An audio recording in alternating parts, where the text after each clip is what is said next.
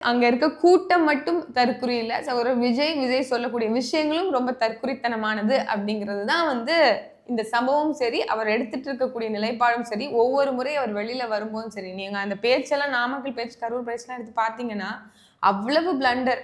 ஒரு சொல்லு கூட வந்து பிழை இல்லாம வரல. அவ்வளோ ரெஸ்ட்லெஸ்னஸ். நீங்க ஒரு வாரத்துக்கு ஒரு முறை தான் வரீங்க. என்ன ஆக்கப்பூர்வமான விஷயத்த மக்களுக்கு கடத்துறதுக்காக வரீங்க? அங்க என்ன சமூக சீர்கேடுக்காக பேச வரீங்க? இதுல எது ஒண்ணுமே இல்லையே!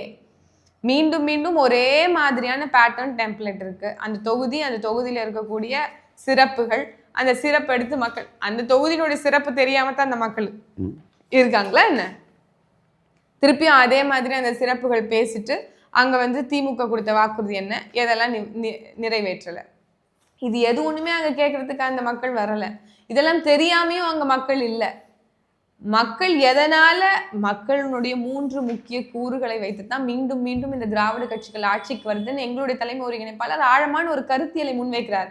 இதை எடுத்து பேச முடியுமா? இந்த புரிதலை மக்களுக்கு உங்களால கடத்த முடியுமா?